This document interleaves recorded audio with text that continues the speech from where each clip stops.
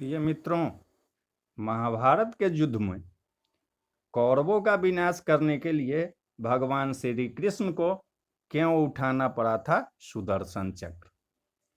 हम सभी जानते हैं कि महाभारत युद्ध में श्री कृष्ण अर्जुन के सारथी बने थे, लेकिन युद्ध में एक समय ऐसा भी आया था जब श्री कृष्ण अपना सुदर्शन चक्र लेकर भीष्म सहित समस्त कौरवों का नाश करने के लिए रणभूमि में कूद पड़े थे।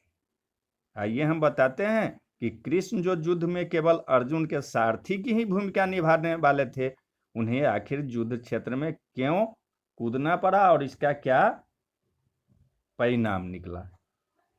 यह घटना महाभारत के युद्ध के तीसरे दिन की है। जब रात बीत चली और सवेरा हुआ तो भीष्म ने अपनी सेना को रणभूमि में चलने की आज्ञा दी।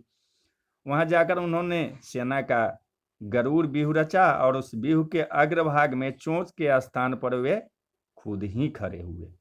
दोनों नेत्रों की जगह द्रोणाचार्य और कृतवर्मा थे।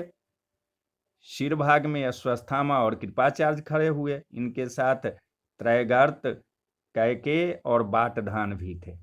मद्रक, सिंधुवीर और पंचन देशीय वीरों के साथ भूरिश्रभा, शल्य, भगदत्त और जयद्रथ एक कंठ की जगह खड़े किए गए थे। दुर्योधन पृष्ठभाग पर खड़ा था। कंबोज, शक और सूरसेन देशीय योद्धाओं को साथ लेकर बिंद तथा अनुबिंद उस व्यूह के पुक्ष भाग में स्थित हुए। अर्जुन ने कौरव सेना की यह व्यूह रचना देखी तो धृष्टद्युम्न को साथ लेकर उन्होंने अपनी सेना का अर्धचंद्राकार व्यूह बनाया। उसके दक्षिण शिखर पर भीमसेन सुशोभित, उनके साथ अनेकों अस्त्र शस्त्रों से संपन्न भिन्न भिन्न देशों के राजा थे। भीमसेन के पीछे महारथी विराट और द्रुपद खड़े हुए। उसके बाद धृष्टकेतु थे। धृष्टकेतु के साथ चेदी, काशी और करुष एवं प्रभद्र देशीय योद्धाओं के साथ सेना के साथ धर्मराज युधिष्ठिर भी वहीं थे। इसके बाद सात्विकी और द्रौपदी के 5 पुत्र थे। फिर अभिमन्यु और इरावान थे। उसके बाद युद्ध आरंभ हुआ। रथ से रथ और हाथी से हाथी भिड़ गए।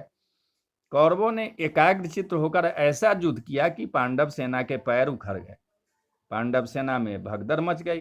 पांडव सेना का ऐसा हाल देखकर श्री कृष्ण ने अर्जुन से कहा कि तुम अगर इस तरह मोहवश धीरे धीरे युद्ध करोगे तो अपने प्राणों से हाथ धो बैठोगे। यह सुनकर अर्जुन ने कहा, केशव, आपका मेरा रथ पितामह के रथ के पास ले चलिए। कृष्ण रथ को हाँकते हुए भीष्म के पास ले गए। अर्जुन ने अपने बाणों से भीष्म का धनुष काट दिया। भीष्म जी फिर नया धनुष लेकर युद्ध करने लगे। भीष्म ने अर्जुन और श्री कृष्ण को बाणों की वर्षा करके खूब घायल किया।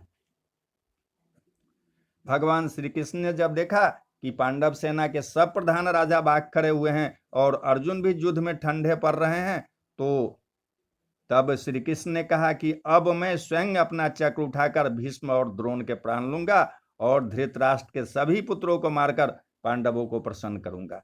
कौरव पक्ष के सभी राजाओं को वध करके मैं आज युधिष्ठिर को अजात शत्रु राजा बनाऊंगा। इतना कहकर कृष्ण ने घोड़ों की लगाम छोड़ दी और हाथ में सुदर्शन चक्र लेकर रथ से कूद पड़े। भगवान कृष्ण बहुत वेग से भीष्म की ओर झपटे। उनके पैरों की धमक से पृथ्वी कांपने लगी। वे भीष्म की ओर बढ़े। वे हाथ में चक्र उठाए बहुत जोर से गरजे। उन्हें क्रोध में भरा देख कौरवों के संहार का विचार कर सभी प्राणी हाहाकार करने लगे। उन्हें चक्र के लिए अपनी ओर आते देख भीष्म बिल्कुल नहीं घबराए। उन्होंने कृष्ण से कहा, आइए आइए, मैं आपको नमस्कार करता हूँ। कृष्ण को आगे बढ़ते देख अर्जुन भी रथ से उतरकर उनके पीछे दौड़े और पास जाकर उनकी दोनों बाहें पकड़ ली। भगवान काफी उत्तेजित, रोषपूर्ण वातावरण रोष से भरे हुए थे। अर्जुन के पकड़ने पर भी वे रुक न सके। अर्जुन ने जैसे तैसे उन्हें रोका और कहा, केशव, आप अपना क्रोध शांत कीजिए। आप ही जो हैं, आप ही तो पांडव के सहारे हैं। अब मैं भाइयों और पुत्रों की शपथ लेकर कहता हूं कि मैं अपने काम में ढिलाई नहीं करूंगा, प्रतिज्ञा के अनुसार ही युद्ध करूंगा। तब अर्जुन की यह प्रतिज्ञा सुनकर श्री कृष्ण प्रसन्न हो गए और वापस रथ पर लौट गए। बोलिए जय श्री कृष्ण।